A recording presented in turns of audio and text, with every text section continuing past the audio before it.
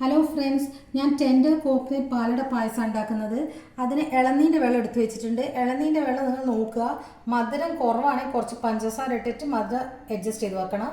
പിന്നെ ഇളനീൻ്റെ കാമ്പ്, ഇത് കുറച്ച് കട്ടിയുള്ള കാമ്പാണ്, ശരിക്കും ഇളയതാണ് നല്ലതായിരുന്നു, കുറച്ച് കട്ടിയുണ്ട്. അപ്പോൾ ആദ്യം ഈ ഇളനീ വെള്ളത്തിൽ ഈ കാമ്പിട്ട് നല്ലോണം അടിച്ചെടുക്കുക.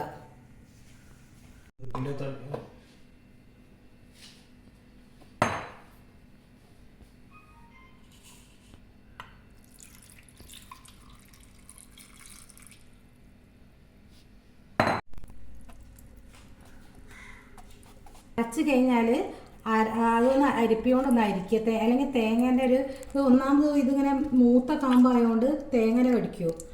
അപ്പോൾ അതുകൊണ്ട് നല്ലോണം അരിച്ചിട്ടെടുക്കുക.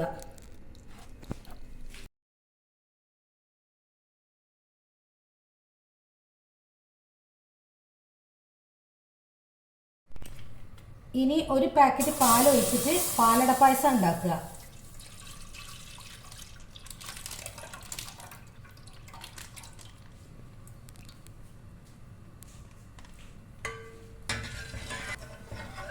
ഈ പാലൊന്ന് തിളച്ചോട്ടെ.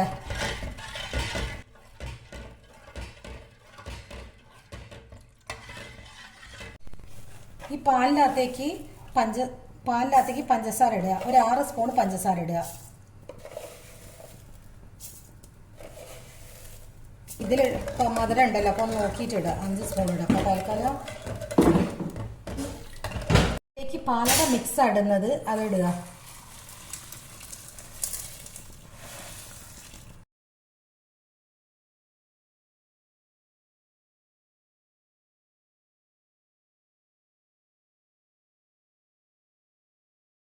ഇനി ഈ പാലട ഒന്ന് നല്ലോണം വെന്തോട്ടെ, ഇടക്കൊന്ന് ഇളക്കി കൊടുക്കുക. എന്നിട്ട് ഈ പാലട വേവിച്ചിട്ടെടുക്കുക.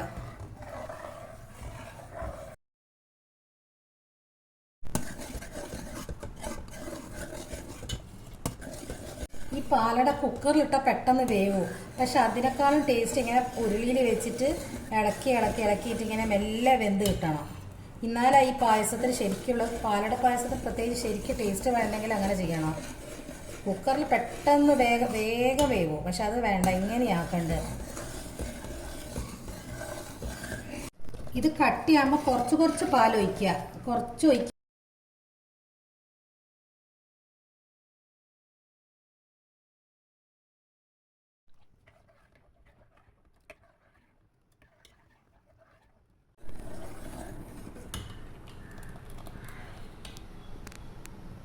ഒന്നുകൂടി വേവാനുണ്ട്.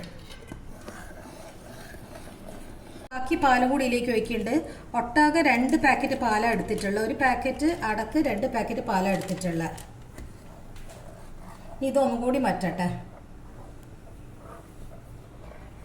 അട വെന്തിട്ടുണ്ടോ നോക്കണം. ഇത് നല്ലോണം അട വെന്തിട്ടുണ്ട്. ഇനി ഇതൊന്നും കൂടി കുറുകട്ടെ ഈ പായസം. കണ്ട, ഇപ്പം ഏകദേശം കുറേയൊക്കെ തിക്കായി. ഇനി കുറച്ചും കൂടി ഒന്ന് കട്ടിയാവട്ടെ. മധുരം കുറവാണ്, 1 സ്പൂൺ പഞ്ചസാര കൂടി ഇടുന്നുണ്ട്. തേങ്ങ ഈ അടിച്ച് വെച്ചാൽ അധികം വലിയ മധുരം ഇല്ല. അപ്പോൾ അതിന് കണക്കാക്കിയിട്ട് നമ്മൾ മധുരമൊക്കെ റെഡിയാക്കണം. അട വെന്തിട്ടുണ്ടോ നോക്കണം, മധുരം ബാലൻസ് ചെയ്യണം, എന്നിട്ടൊക്കെയുള്ളൂ ഓഫാക്കാൻ പറ്റുക. പാലട പായസം ആയിട്ടുണ്ട്. ഇത് ഓഫാക്കിയിട്ടിട്ടുള്ള ഇനി കുറച്ച് നമ്മൾ ഇളനീൻ്റെ കാമ്പും വെള്ളംപാടും കൂടി അടിച്ച് വെച്ചിട്ടുണ്ടെങ്കിൽ കുറച്ച് അതിലേക്ക് ഒഴിച്ച് നോക്കുക. അധികം ആവാനും പാടില്ല. ഇത് അധികം ആകുമ്പോൾ പാലടേൻ്റെ ചൊയ പോകാനും പാടില്ല. അപ്പം നോക്കിയിട്ട് കുറച്ച് ഒഴിച്ചാൽ മതി.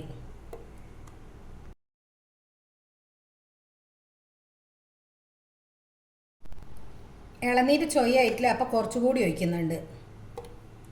2 സ്പൂൺ കൂടി ഒഴിച്ചിട്ട് നോക്കാം.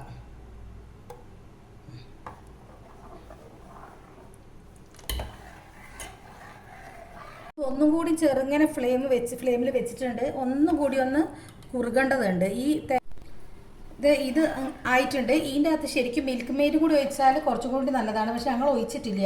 നിങ്ങൾക്ക് വേണമെങ്കിൽ ഒഴിക്കുക. ഇതെന്താ വെച്ചാൽ ഇതിലൊക്കെ തന്നെ മധുരവും എല്ലാം വരുന്നുണ്ടല്ലോ, അത് ഞങ്ങൾ ഒഴിക്കാൻ തന്നില്ല, ഓവറാവാണ്ട് വെച്ചിട്ട്.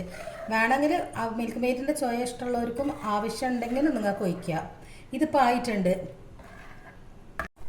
ഇത് ഇളനീൻ്റെ കഷ്ണം തന്നെ ചെറുത് നേരിതാക്കി മുറിച്ച് വെച്ചതായത്. ഇത് ഇതിലേക്ക് ഇടട്ടെ, എന്നിട്ട് ഒന്നുകൂടി ഒന്ന് കുറുകിക്കോട്ടെ.